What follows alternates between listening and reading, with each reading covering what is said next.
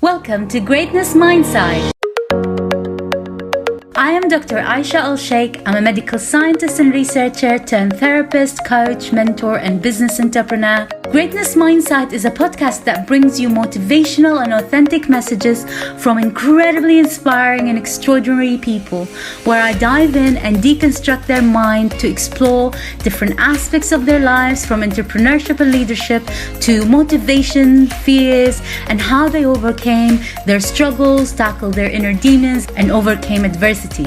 This show dissects the psychology behind their successes to help you discover and unlock your inner potential and give the most effective tips, advice, and lessons that you can emulate or apply in your own life, especially if you are just starting your entrepreneurial journey.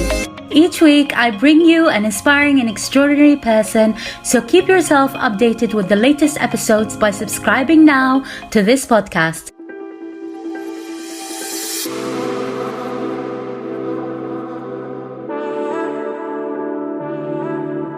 A minute is a plenty of time.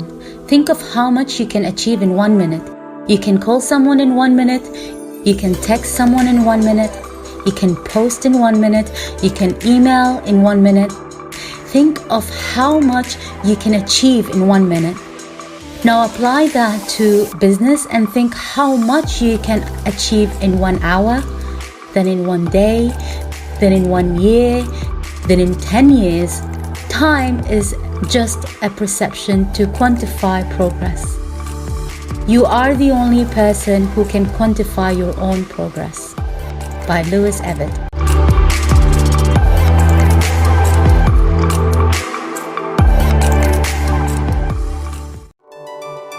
This is episode 2, and I'm thrilled for this episode because I've got a very inspiring and extraordinary young serial entrepreneur and investor. His name is Luis Evitt. The 22 years old Luis, who is an ex-professional rugby player, founded his first company at the age of 18 after suffering from a knee injury that snapped his knee in half and ended his professional rugby career. This inspiring young entrepreneur not only founded 5 other successful companies, but his perseverance and determination allowed him to get back into rugby again and was signed for Bridgnorth Rugby Football Club in a semi-professional league and played in Bournemouth Sevens Festival. Alongside rugby, Luis have taken up mixed martial art and cage fighting and have won an MMA fight by first round knockout only 18 months since his operation. So let's dive into this episode. It's a great honor to have you. I would like to just start off by asking you about your story. Why, not just about your story, but what made you go down the entrepreneurial path at such a young age? And what was it that moment that made you decide, you know what, I'm going to take that risk and dive in? What was that incident or that moment that made you just I'm going to go establish my own company? Yeah, so I guess my story is a little bit different to most people my age, most people even close to my age, I suppose. So I always was fascinated from a young age with playing rugby. I always loved to play rugby, sport in general. Always been probably leaning more towards the athlete or sports person side route rather than an academic, like yourself, I suppose. And so basically when I was 15, I was good enough, I suppose, and got the opportunity to get given a professional contract for a Premiership rugby club when I was 15. So I moved away and lived in a place called Leicester in the UK. To play professional rugby. So this was essentially myself and 10 to 12 other lads all living in a house together, moving away for the first time from home. So I live a couple of hours away from there. There were lads, from up and down north and south of the country. So as you can imagine, it's quite an experience moving away from home at that age, quite early, considering, most people normally move away when they're going to university. But I was playing for a few years in that environment, and my normal day would be getting up at 5 a.m, going to the gym, going to college, and then training straight after school, after college, until like 9, 10 in the evening, eat and literally sleep. And that was my life for 3 years. And I loved it. I loved it at the time. It was great. Some of the mates that I made and my teammates are sort of some of my best mates. And the closest thing I can probably compare it to, not that I know what the comparison is, but is maybe being like in the army, or something like that. Those lads are sort of who I was spending hours on end with, sort of more than my own family. And I consider them sort of my brothers. But when I was 18, I was just due to have my contract extended. I was playing up in Leeds, and I basically snapped my knee in half. So I was playing rugby, and snapped my knee in half. Literally, that's not a exaggeration. My knee was literally like from the joint, dislocated, all gone, done. And in a split second, like, my life pretty much changed forever. The route that I thought I was going down to play professional rugby for the rest of my life, or, you know, as my career, was no longer going to happen. So that, to answer your question, that was sort of the defining moment in my life. Some people, you know, it's a moment that happened. For me, it was like a split second. And from there, I realised very quickly that probably the time that I spent messing about in college, because all I wanted to do was play rugby all day, probably should have spent a little bit more time trying harder, get better qualifications, that sort of thing. So I basically had no qualifications. The injury happened in the time when I was just due to sit my A-levels. I did want to go to uni and play as well, like, prior to that, but obviously didn't have the ability to do that now. I was pretty much bedridden while my exams are going on. And that sort of said to me that I didn't really want to pursue the academic path, not just because I couldn't, but that probably wasn't for me. So from there, I basically thought to myself, you know, I've got to do something quickly, else I'm not going to be doing anything at all. Obviously quite a hard time in my life, with basically my life had just changed, dealing with a lot of different emotions and thoughts and that sort of thing. But the best way I thought to combat that was to get back at what I was best at. And what I was best at is sort of, use this phrase, workhorse, like just getting to work, getting it done and not really complaining. So I started a company called Roof Light Solutions, which is basically architectural glazing. Sounds a bit different and a bit weird compared to what I was doing before, but basically I got the opportunity to raise some money that I basically earned playing rugby. And this opportunity arose through various channels to start this company called Roof Light Solutions. How old were you roughly at that age?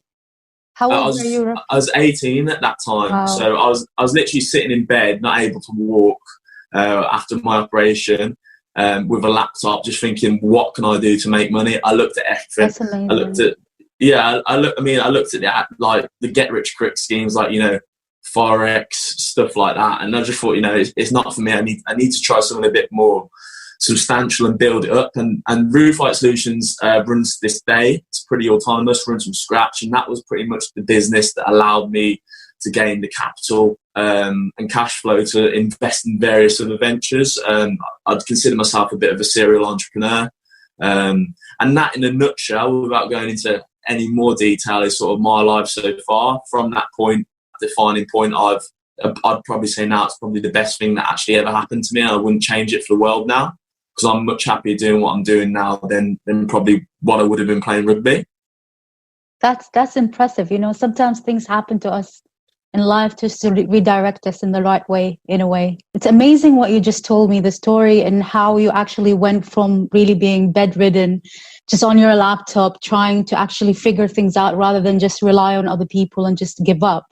Because a lot of athletes who go through this, actually, they go into a lot of psychological cycles in their head, like their life is gone, it's over, because that's all they dreamed of. And actually being able to say, you know what, I'm sure I can do something better. I take that skills and transfer it to your business, having that discipline and having that mindset of just keep going and keep trying different things. That's something really, really admirable. And I think it's a good message to send out there to young people who actually want to go down the entrepreneurial pathway. I know with what's happening nowadays with the COVID-19, and as you said, you said you are like a serial entrepreneur, probably set up a lot of companies so far and co-founded it with other people. With what's happening now, what are actually the challenges you are facing, honestly? Yeah. And how are you actually coping with it? Because I know a lot of companies are not, and there is a big challenge. There is a big mental and emotional and financial burden. So what is it that you're actually facing at the moment in terms of challenges, and how are you actually coping with it? Sure. I mean, I think to start with on that point, Aisha, it's a very hard time for everyone, and through every industry and sector, there in some form or another, everyone is affected, whether that be through good or bad, because there will be. I'm a massive believer that in times of despair like this, there also is a lot of opportunity, especially for digital companies. So my marketing agency, Social 90, we're a digital media marketing agency. We're actually busier than we've ever been because more people are on their phones, on their laptops than ever because they've got nothing else to do with their day. So people just sitting there scrolling on their phones, and that for our clients is good. So we've actually been busier than ever, as you know. In terms of my other ventures, like Roof Light Solutions, for example, which we've mentioned, obviously a lot of sites and construction sites and stuff like that were all furloughed. So we actually had like a drought for a month or so, but luckily we have a couple of clients who are quite loyal to us and continue to order product. But obviously in that industry, people are scared to pay up front because they're scared that your business isn't going to be about and they're going to lose their money. And that's probably the case in most sectors, to be honest with you. At the moment, there's not a lot of growth going on in most sectors. And that's sort of my main issue is that, people haven't been ordering for Roof Light Solutions. Luckily, our overheads are quite small and we're very autonomous as a company, and we have a great network of people who we work with, which has really allowed us to keep on our feet. We're actually now going into our busy period, which again, if it happened at a different time of year, the outcomes might have been a bit worse. But luckily, we're going into our busy period, and over the last couple of weeks, things have picked up substantially, which is great. Me personally, as sort of a businessman, is what I really am passionate about and what I enjoy in business is really getting face to face with people and speaking to people and meeting people. And being a salesman, I think I'm a natural salesman. And obviously, during the wake of the pandemic, that's obviously not been able to do that.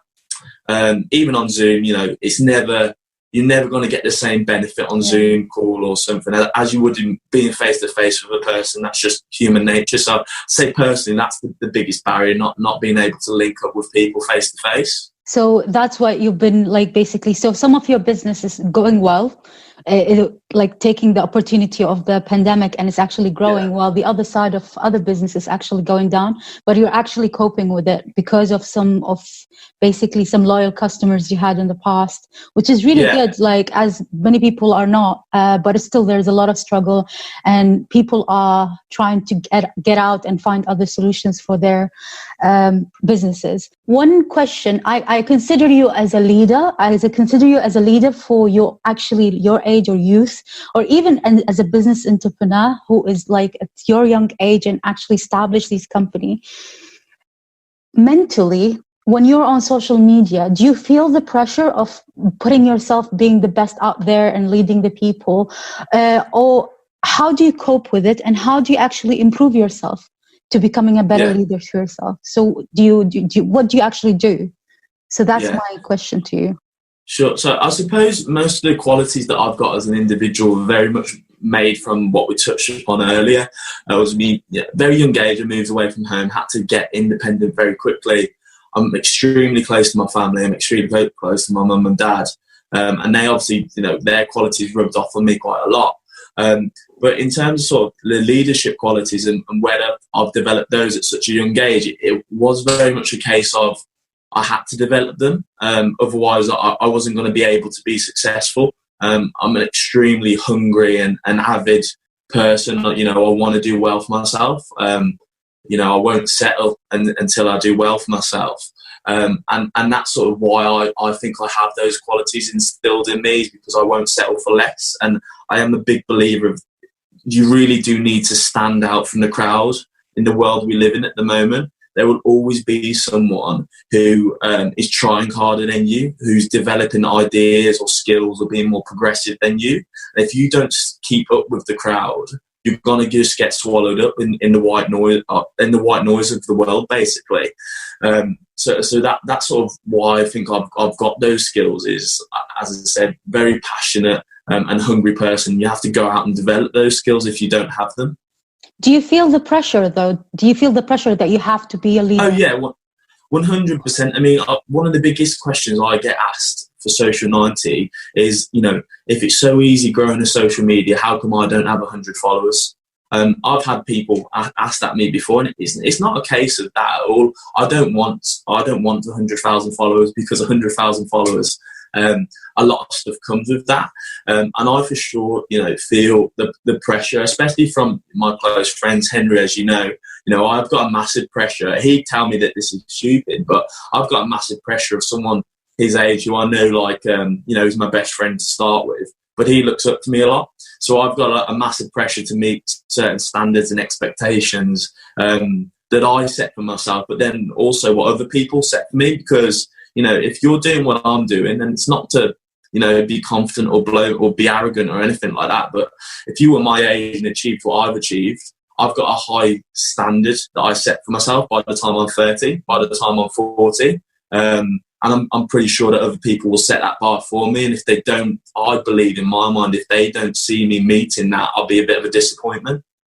Okay. I also want to know, what is it that you do or read or listen to to improve yourself to become a better leader? So what is it that you're actually doing to improve yourself? Yeah, so self-development, as you know, I'm always preaching about self-development and how you can improve yourself as an individual and leadership qualities and stuff like that. So podcasts are massive for me. So I have a saying that, there's always enough hours in the day for self-development. So that's listening to a podcast, reading, LinkedIn actually now I think is a massive resource where you can find a lot of good information that people are preaching about. So, yeah, I mean, I'm big into sort of the 4-Hour Work Week by Tim Ferriss. And that's sort of my main resource where I listen and learn about leadership, as well as sort of from my mentors. The biggest inspiration to me in terms of a mentor is my dad. Sounds a bit cliche, but he was homeless. And then he pretty much went from being homeless to quite a successful entrepreneur himself.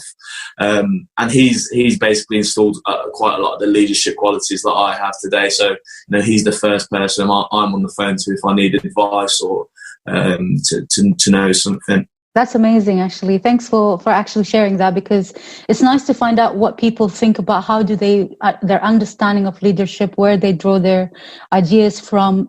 So it's really good to know that. Okay. If you have, knowing what you know now, if you have a chance to restart your career, what would you do differently? Oh, it's a good question. I'm actually gonna probably throw up a controversial answer, and I don't want to sort of go into a cliche, but I probably wouldn't do anything differently.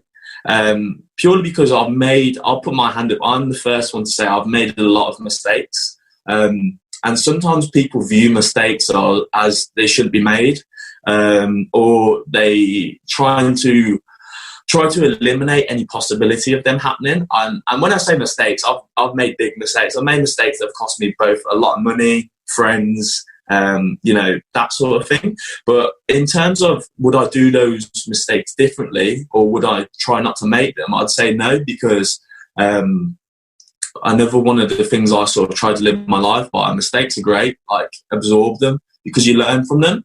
And if you make a big mistake, I guarantee you're a lot less making it again. A lot less likely to make it again. So yeah, I'm going to throw in the sort of the controversial answer that I'm quite happy with how I've done things. I probably could have done things better, no doubt. And probably. So what would it be that you would be improving on if it was better? What was it? What would it be? What part? If you can just mention 2 or 3.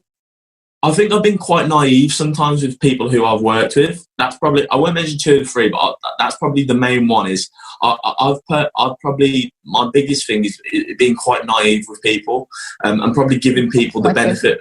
Yeah, probably giving people the benefit of the doubt when I shouldn't have. And that's actually meant today that I am, not naive at all. When working with people, I see things very clean cut, and it's taught me to be a lot more straight talking with people. I think, you know, you'll vouch for it. I'm extremely clean cut when it comes to saying what I think, and I don't think there's enough of that.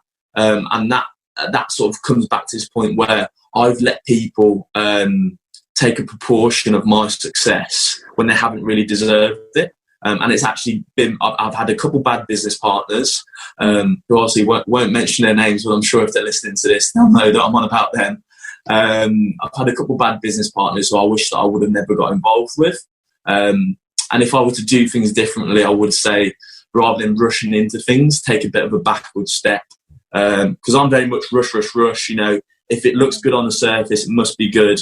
So that's what I say, you know, take a bit of a backward step, a bit more of an objective view of things. And yeah, probably do that side of things differently. You did exactly. You said something very similar to what Dean said. So it's about actual people, and that's an important thing probably to consider when it comes to choosing who you partner with. I think it's a common problem. I see a pattern emerging at the moment. Well, just some advice for anyone listening to this is, a lot of people promise that they can talk the talk. It's that saying, but can they walk the walk? And you know, Aisha, you know, I'm always on about the 1% of people. 1% of people will actually do and deliver what they say, and I strive to be in that 1%. 99% of the people will not. 99% of the people listening to this right now will be in that stage. But just try being the 1% of. If you're going to deliver to someone, do it. If someone says they're going to deliver something to you, no matter how well it's dressed up or how good it looks, it's probably an ulterior motive. So we just take that backward step initially and just review it and then move forward. I think it's a good point you've raised as well. Moving on from there, actually, this can be something very personal, but I want to bring out the human Lewis, not the businessman Lewis. So what is your greatest fear? Yeah, so I mean, my greatest fear is failure, probably. I mean, I have set my standard, as I mentioned, I've set the bar so high for myself. Not even from a superficial point of view, as in anyone looking out on me, my career, my persona, anything like that. But like, I just want to be successful. Like, I've had this thing ever since I was younger, up away from the rugby. I just wanted to be successful, not have to worry about money, anything like that. I essentially, you know, there's this guy called Alton Mayo who wrote this theory of motivation that money incentives motivate people, and I just want to be rich, basically, in a nutshell. It sounds a bit, as I said, a bit superficial, but I want to be rich and not have to worry about money. None of my family have to worry about money or anything to do with that. And sort of, as I said, if I don't meet that bar for myself, I'll set a bar for myself with some certain sort of indicators by the time I'm 30 years old. If I don't meet that really scares me. And that's probably my biggest sort of fear, is failure within myself. And how do you cope with that feeling generally? I think that it's just a case of, even that, like that, again, I've referred to this bar, that imaginary bar that I've set for myself, is that I've got time to achieve it. Like, I think they're very achievable things. While they're very high standards, they're still very achievable. And that's how I cope with it, is that I can do it. But it's a case of, it's down to me. No one else is going to decide that for me. No one else is going to do it for me. It's within my hands. And I really enjoy pressure. I really enjoy being put under pressure. And it's almost a case of, it's only me who's going to decide it.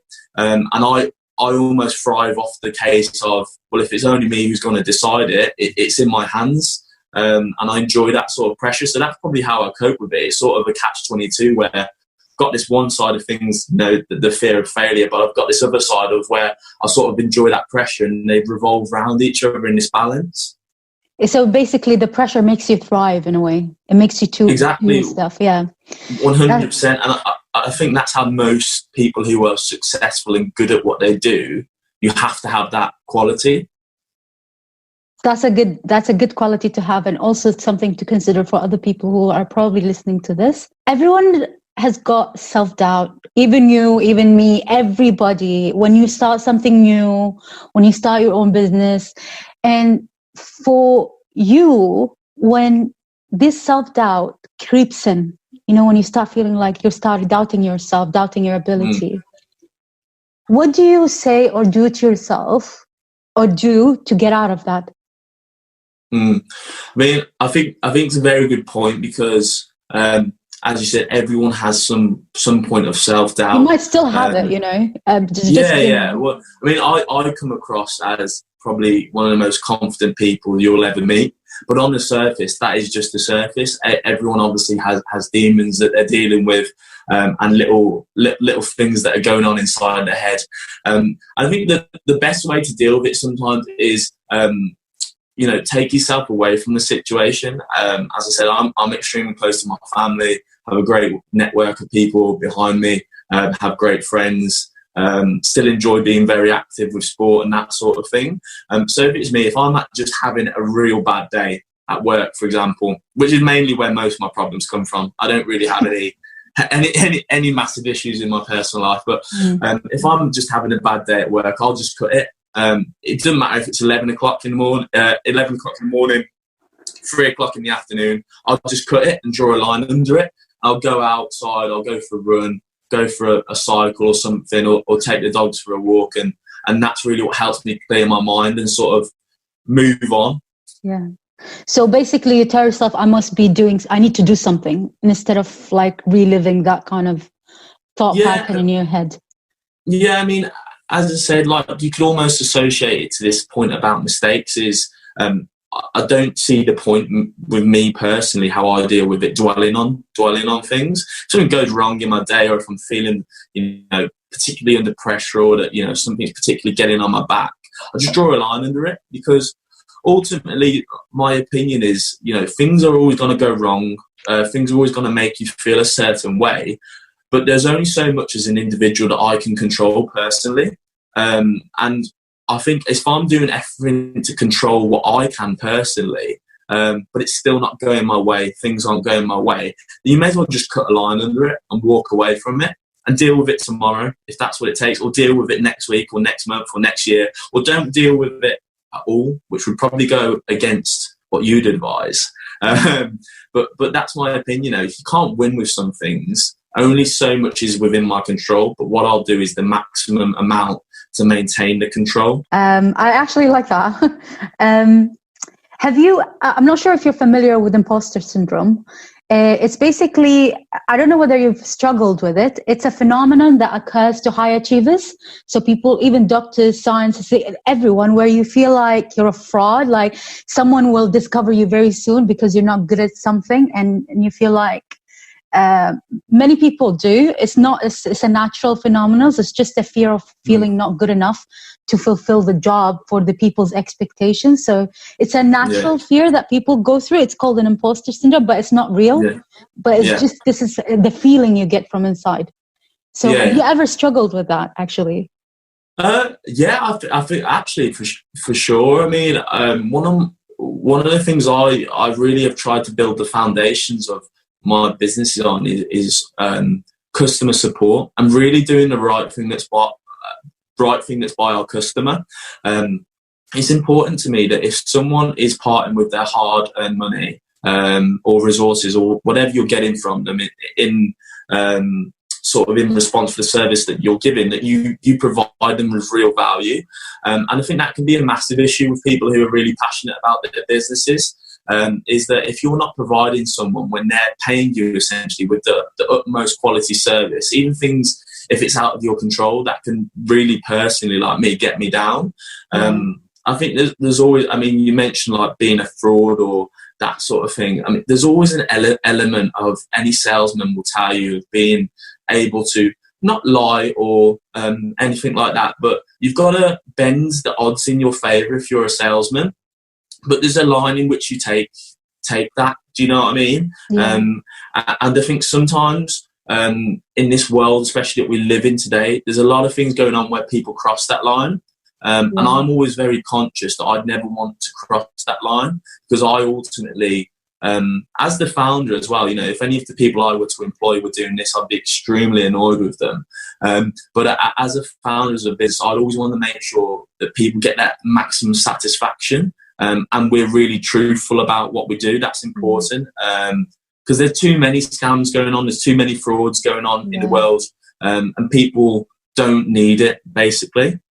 But it's not your being a fraud. It's more of the feeling you get that you might not be good at something. So people usually act and try more. For example, from the customers, to work harder to actually do a better job. So you feel, but it's just a lot of people go through it. Some people cope with it well. Some people don't. Yeah. So, I mean, I fully get it. Like, you know, one of the co-founders of Social 90, Henry, you know, he'd tell me that sometimes I am sort of over-deliver, almost burn myself out. Henry's constantly saying to me, you know, make sure we're sticking to the confines of the package in which we promised to supply. You know, it's good to go above and beyond, which I like to think we do with all of our clients. But then there's a line in which, you know, say for example, a £500 package becomes a £1,000 package, and actually you're £500 out of pocket because all the extra work that you're doing. But I think this is especially prevalent in startup businesses and smaller businesses, because all those founders of the businesses want to do is just over deliver and just keep that customer on and keep them happy and please them. But then you almost have to draw it back and think, right, is this actually worth the time now? I'm definitely guilty of that, because I just like to, you know, I am a bit of a people pleaser. I like to keep my clients happy and make sure they're getting their value for money and that sort of thing. Yeah, thanks for sharing that, actually, because it's good. It's good to actually over deliver and do things, but it's a feeling that's driving you to actually. You got to tiptoe that line. You got to tiptoe the line. Yeah, it's more of an experience. It comes with life experiences, I guess. Yeah, I think you've answered one of the questions about, like, whenever you feel down. You already said that you do go for, like, do stuff, but what is it that actually motivates you, like, to make you get up in the morning and like, you know, just do it and say it, and just, you know, that motivation, internal intrinsic motivation. What is how do you motivate yourself? I mean, I think I touched upon it, is like I'm a massive believer in sort of I'm a capitalist, for example, so I'm a massive believer in sort of getting paid in return for a service, and I very much now have got to the point from a young age where I know if I can earn enough money I can afford nice things for myself and do nice things with in my life. And that very much motivates me, is experiences and spending time with the people I love, doing nice things. And sort of from running my own business from a young age, that's attuned me to the fact that you can do those nice things, and it's a lot easier to do those nice things and travel and, you know, go for nice dinners or drive a nice car. You can do that if you work hard and really set your mind to it. So that's probably my biggest motivator. I mean, even when you're down, even when you feel down, what is it that you tell yourself? It's like, no, get up, Lewis. You need to go and get it. Like, you know, is that kind of, what do you actually say to yourself? Yeah, I mean, as I said, it's a case of that. I think as a business owner, you don't really have a choice. You know, if I don't get out of bed in the morning, I don't get paid, and that means I can't live. That's obviously a quite dramatic sort of way of putting it. But when I say I can't live, in terms of I can't go out and buy food, or I can't go out and pay my phone bill, or I can't go out and pay for my car, or something like that. So as a business owner, I think, you know, that's unfortunate. You know, one of the luxuries is working when you want. That's one of the luxuries. But one of the sort of downfalls of being a business owner is you have to get out of bed and work in the morning, else you don't have a livelihood. I was fortunate enough, and it's one of the examples that I always use, is I was fortunate enough to be in the position when I turned 21 to buy my dream car. And it's not a position that many people get to be in at that age. And when I say my dream car, you know, it wasn't the dream car of like whatever it was. If I was 40 years old, it would still be my dream car. And one of the things that I think about when I get up in the morning is to be able to have that dream car. I've got to get out of bed in the morning. I've got to do work. I've got to get clients on board. Got to make sure for my current clients that I'm putting in the shift for them, making sure they're happy, and making sure I'm overseeing my team. And that's basically when I'm down. I know it sounds silly, but my car makes me happy. Driving my car makes me happy. Rewarding myself with that made me happy. So when I'm down, I just think, right, to have that happiness and have that car, I've got to work for it. And something to mention is I do really enjoy my job. Like I don't see my job as a chore, and part of that is because I've fine-tuned it to be like that. But I'm not one of them people who gets out of bed in the morning and thinks, oh, I've got to go to work today. I really do like my job and connecting with my clients. It's amazing. That's really, really important to love your job and what you do. I think that's why people go down in the entrepreneurial pathway anyways. Yeah. So it's good to well, it's like you love, I know that why you do what you do is because you love it. And I think that almost as well makes you better at your job. Like if you genuinely have a passion for it and genuinely want in your position to help people, then it's not a job. It doesn't feel, I think you did an Instagram post the other day on it actually. You'll never work a day in your life if you enjoy your job. And that for me is very important. I strongly believe in that as well, because if you love something, then you don't feel like it's work. But the downside of it, you're going to be spending most of your time doing it. That can take a toll sometimes, but it's all good. Yeah. Another direction would be, how do you find your inner peace? Well, I don't know if I've ever found it, to be honest with you. But maybe you can give me some advice on it. But I mean, for me, one of my favourite things to do is travelling. Like I don't feel any more relaxed than when I'm sort of on holiday, just chilling, experiencing new things. I went to Bali last year, and it's a bit whatever, because I know it's sort of the influencer hotspot at the moment.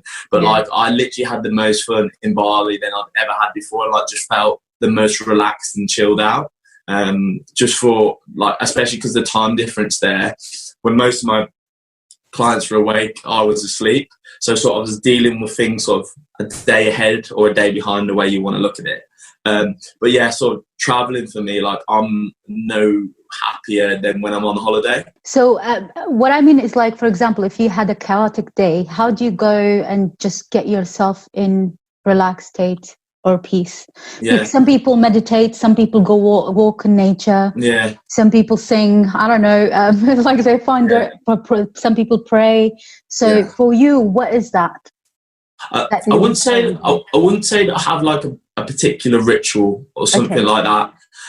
But what I found from very early on when I started running my first business was it's very easy to get sucked into the issue of, you've got to put the work in when you're starting your own business. So please I don't want this to sound like I'm not saying that, because you definitely have to put in the 20-hour days. But it's very easy to not switch off and constantly go. And I found that is not healthy. It's not healthy to wake up at 6 a.m. and be staying awake until 4 a.m. the next day and then getting 2 hours. Yeah, I know what you do. I've told you off about this before. But I used to have a good routine, but you slipped out of it. I keep telling you off. I know.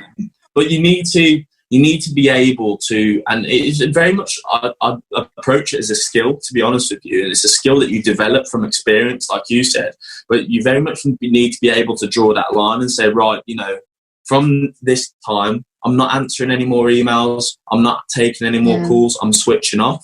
And there is a time for answering the odd email at 10 o'clock in the evening, because that's what's going to set your business aside from everyone else. Or there's the time for responding to that WhatsApp at 11 o'clock in the evening. But if needs must, you need to be able to say to yourself, right, I'm switching off now. I'm going to go on a walk, or I'm going to go and have a nice meal with the family, or, I'm going to watch some TV or some Netflix or that sort of thing. And I'm just going to chill and have some me time, because, as well as self-development, self-love is quite quite important. Never thought I'd hear myself say that phrase, self-love, but it is true though. It is true. You have to love yourself. Yeah.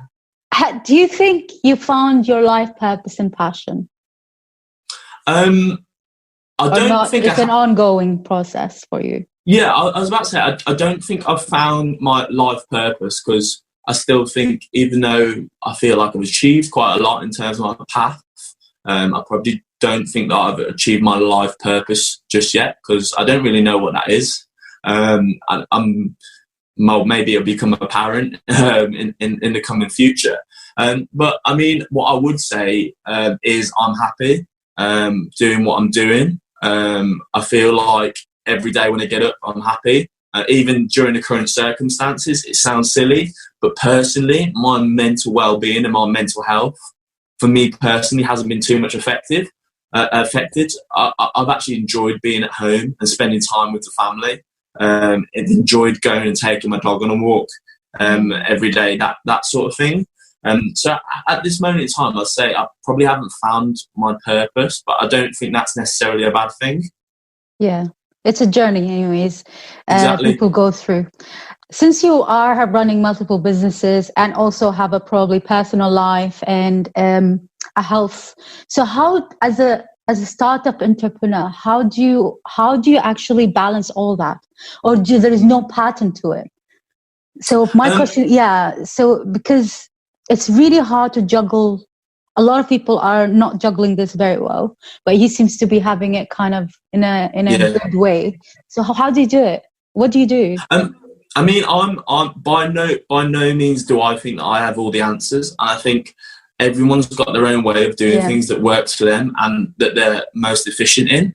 But one of the things that was really important to me when I first set up my first business was I think I mentioned it, the 4-Hour Work Week. It's this book wrote by Tim Ferriss. Yeah. And basically he's saying that your success in life is governed by a few, what these things are called W's. So it's like, for example, it's not all about monetary value or stuff like that, but it's about where you are when you're working, who you're working with, who you're spending your time with. And that all has, a reward incentive attached to it. So one of my things, as I said, drawing back to it, where at the start of the question is, I did my businesses to be quite autonomous. And as long as I had my laptop, I could work from anywhere in the world. And this is something that I'm a big believer in, is it's this culture of being a social nomad. And I thought that way anyway, but last year when I was in Bali, there's a massive culture of being a social nomad out there. As long as you do your work, it doesn't matter if you're working from 10 in the morning or 2 in the afternoon or 10 in the morning till 5 p.m. in the evening or 5 p.m. in the evening till 12 at night. As long as you're getting the work done and then some, you're achieving your goals. So I think the main factor that's allowed me to juggle so many things is if I have Wi-Fi and if I have a laptop, I can do my work. And there's a certain level of autonomy being set up with all the businesses to make sure that we get the maximum output with minimum input. And minimum input, I don't mean minimum effort. What was that, sorry? 80-20 rule. Yeah, exactly. Yes. So minimum input doesn't mean minimum effort by any means. Minimum input just means getting the absolute maximum out of what you can. So that's essentially how I'm able to, without going into too much detail on how I do it, how I'm able to juggle everything.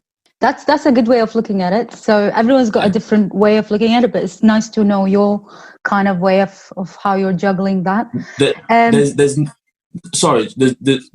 no reason now in the day and the world we live in with the technology that we have that you can't make money sitting on your phone or even on your laptop where you have Wi-Fi. There's so many opportunities out there to do it. It's just about grasping them. Many people are not aware of it. So first step is being aware where these opportunities lies, basically. 100%. What are the top 3 habits that made a significant improvement in your life? Okay. Good question. Probably have to think about that a little bit, but it's fine. You can think. I'd say routine.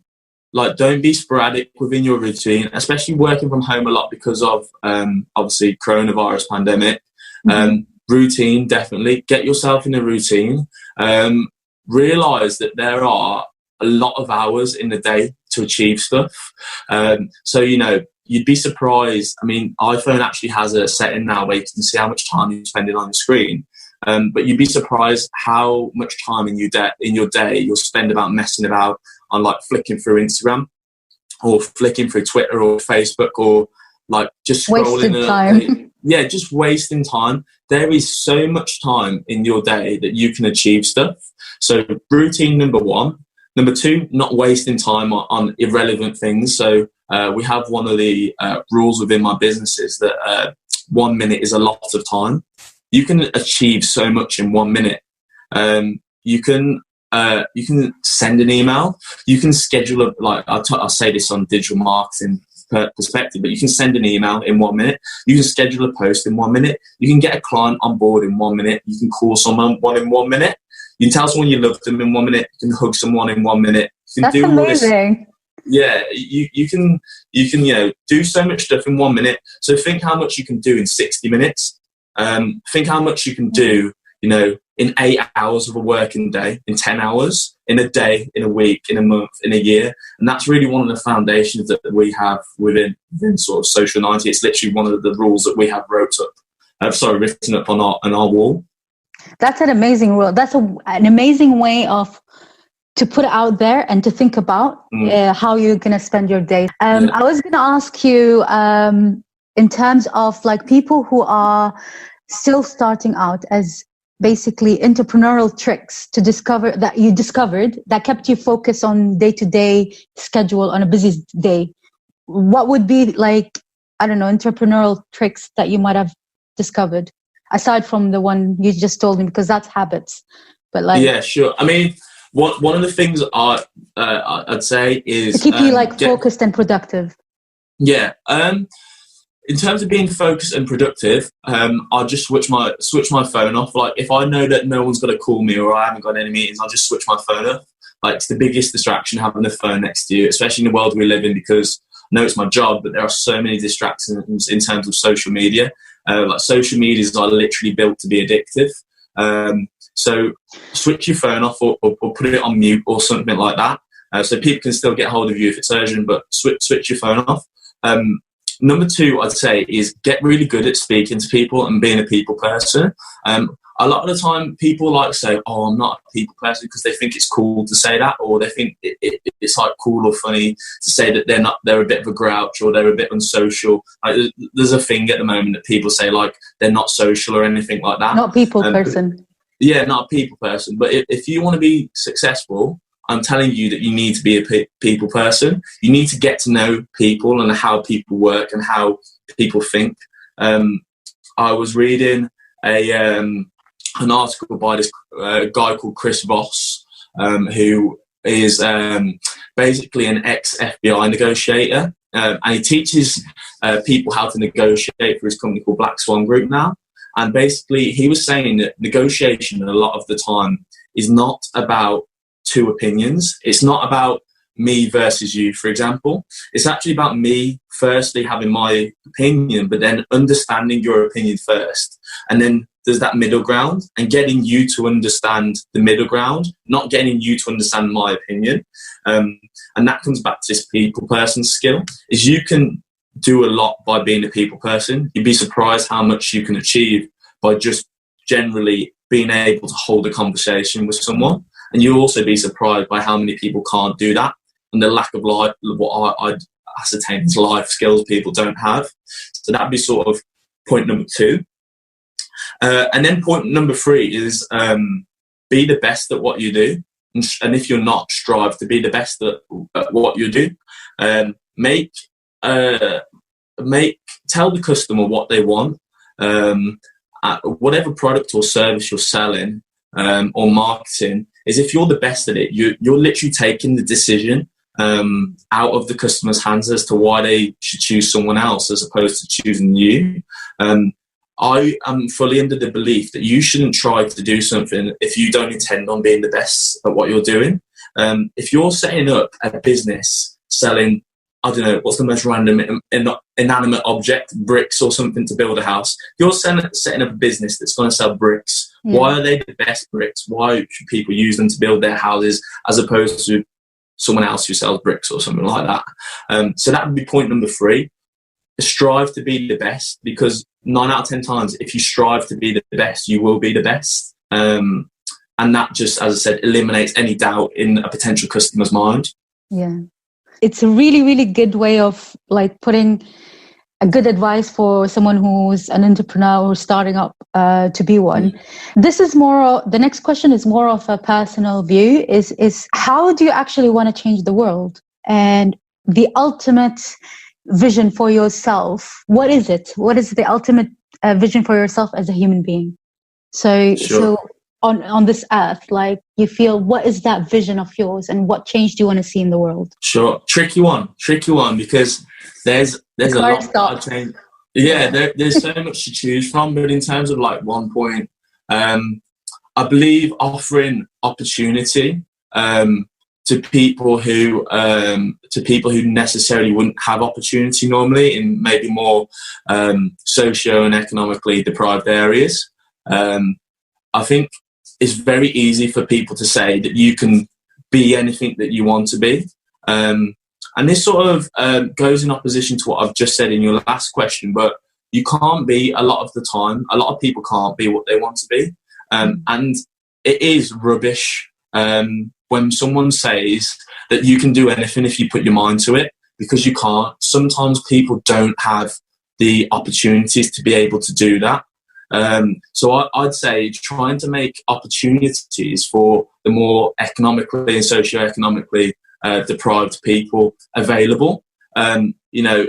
Centralised Africa, people who are dealing with famine and drought and that sort of thing aren't going to have the same opportunities as someone in central Birmingham.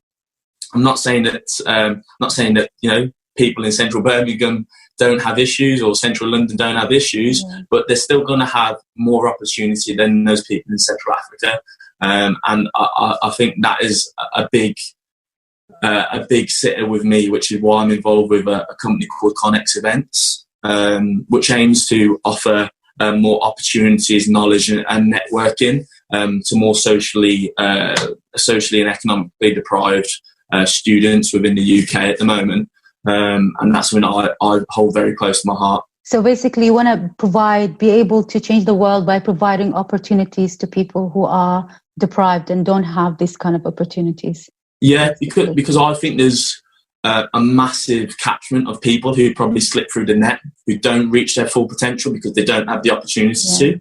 And it's very easy for me to sit here as, a middle class, probably white person, saying that I've done well for myself, but equally, there's a lot of people that I think slip through the net of doing well for themselves, and that's through no fault of their own. It's through a fault of either injustices within the system, or the way that the country in which they live in is ran.